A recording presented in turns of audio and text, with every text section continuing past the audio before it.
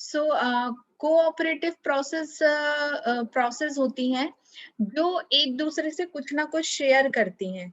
Like या तो उन्होंने एक दूसरे से रिसोर्स शेयर किया हो, या तो उन्होंने एक दूसरे से कोई पार्ट ऑफ कोड शेयर किया हो, या कोई वेरिएबल उन्होंने शेयर किया हो। तो इस तरीके से जब प्रोसेस एक दूसरे से कुछ शेयर करती हैं तो those process are called cooperative process. तो कोऑपरेटिव प्रोसेस में ये इशू आता है कि किस प्रोसेस को कब रिसोर्स या जो भी चीज वो शेयर कर रही है, कब वो उसको अपडेट कर सके, कब वो उसको यूज कर सके। तो मैंने बताया था कि क्रिटिकल सेक्शन क्या होता है, जब भी कोई दो प्रोसेस किसी भी प्रोग्राम के एक पार्ट को एक साथ एग्जीक्यूट करना चाहती हैं, तो जब वो एक साथ एग्जीक्यूट करना चाहती हैं तब उस कंडीशन में रेस कंडीशन हमने देखी थी। तो कौन सी प्रोसेस किस वैल्यू को, अपडेटेड वैल्यू को यूज कर पा रही है कि नहीं। तो इस तरह के कुछ इश्यूज आ रहे थे जिनसे अगर वो अब उनके जो वेरिएबल्स हैं उनकी कंसिस्टेंसी नहीं हो पा रही थी, कौन सी वैल्यू पे वो काम करे, कौन सी वैल्यू पे वो काम ना करे, तो ये इश्यूज आ रहे थे। देन ये डिसाइड किया गया कि क्रिटिकल सेक्शन की जो प्रॉब्लम है उसको रिजॉल्व करना पड़ेगा। तो उसके लिए म्यूचुअल एक्सक्लूजन का कॉन्सेप्ट आया। म्यूचुअल एक्सक्लूजन का मतलब ये है कि अगर कोई प्रोसेस अपने क्रिटिकल सेक्शन में है तो कोई दूसरी प्रोसेस को वहां पे अलाउ ना किया जाए कि वो उस क्रिटिकल सेक्शन में एंटर हो। क्रिटिकल सेक्शन में कुछ इस तरीके से दिखता है। जब भी कोई प्रोसेस किसी क्रिटिकल सेशन में एंटर करती है तो उसका एंट्री पॉइंट और एग्जिट पॉइंट भी होता है। तो क्रिटिकल सेक्शन का मतलब ये होता है कि वो पर्टिकुलर कोड का पार्ट जिसको कोई एक प्रोसेस यूज कर रही है, तो अगर करेंटली वो उसको यूज कर रही है तो दैट मीन्स कि that particular process in its critical section, so during that time no other process will get entered, will allow to get entered into critical section. This is called mutual exclusion. तो आज का जो हमारा topic है सिमाफोर, ये पूरा के ये डिपेंड करेगा कि किस तरीके से इंटर प्रोसेस कम्युनिकेशन में हम सिंक्रोनाइज वे में यूज कर सकें कि प्रोसेस जो है वो क्रिटिकल सेशन में स्मूथली एंटर कर सकें, स्मूथली एग्जिट कर सकें। तो यहाँ पर सिमाफोर एक बहुत पावरफुल टूल है for inter process communication and for synchronization. तो सीमा फॉर्म में क्या होता है, एक इंटीजर वेरिएबल होता है जिसको हम बोलते हैं एस। ठीक है, ये एस इंडिकेट करता है सेमाफोर को। तो यहाँ पर दो टाइप के सेमाफोर होते हैं, एक होता है बाइनरी सेमाफोर और एक होता है काउंटर सेमाफोर। तो बाइनरी सेमाफोर हम पढ़ेंगे, काउंटिंग सेमाफोर हम बाइनरी सेमाफोर पढ़ेंगे कि क्या होता है, देन हम पढ़ेंगे कि काउंटिंग सेमाफोर क्या होता है। ठीक है, बाइनरी सीमाफोर जो होता है वो सिर्फ दो इंटीजर वैल्यू पे काम करता है, 0 और 1 पे।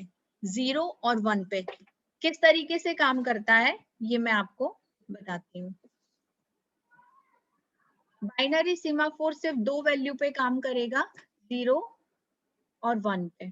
यहाँ पर बाइनरी सीमाफोर हम कंसीडर करते हैं जिसके लिए हमें कुछ कोड यूज करना होता है। Suppose that P of S critical section, then P of V। अब ध्यान से सुनना, ये P of S क्या होता है और P of V क्या होता है। P of S का मतलब ये होता है स्लीपिंग मोड, हम इसको इंडिकेट कर सकते हैं वेट से, स्लीप से या डाउन से। ठीक है,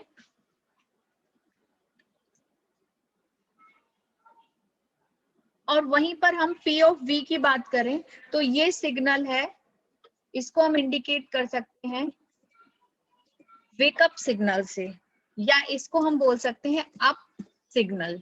ठीक है, और ये जो CS लिखा हुआ है ये लिखा है क्रिटिकल सेशन। आफ्टर दैट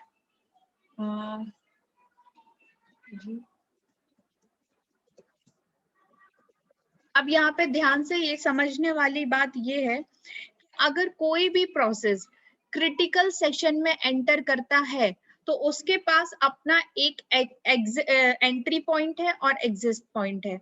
तो जब भी कोई प्रोसेस क्रिटिकल सेशन में एंटर करता है तो वो P ऑफ S जो एक फंक्शन है, जो P ऑफ S एक ऑपरेशन है उस पे परफॉर्म करता है। और इसका मतलब ये होता है कि वो इनिशियली जो P ऑफ S की वैल्यू है वो 1 रहती है, और जब भी कोई प्रोसेस क्रिटिकल सेशन में एंटर करती है वो इस वैल्यू को 1 से डिक्रीमेंट कर देती है, वो इस वैल्यू को 1 से डिक्रीमेंट कर देती है।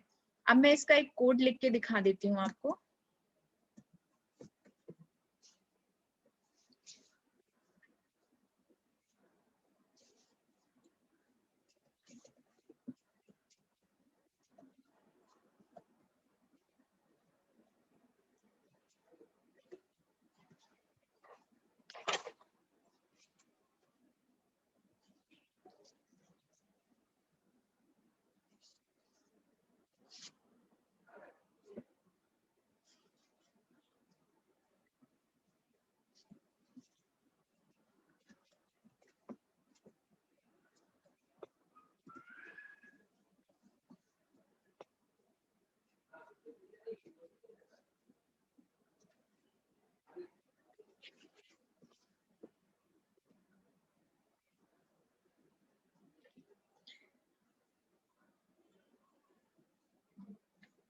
देखो यहाँ पर क्या होता है, जब भी s की वैल्यू 0 होती है तो कोई भी फंक्शन जो होता है, इसका मतलब ये होता है कि वैल्यू जो है स्टक हो गई और वहीं वहीं वो घूम रही है, अब आगे नहीं बढ़ सकती। इसका मतलब ये है कि जब भी कोई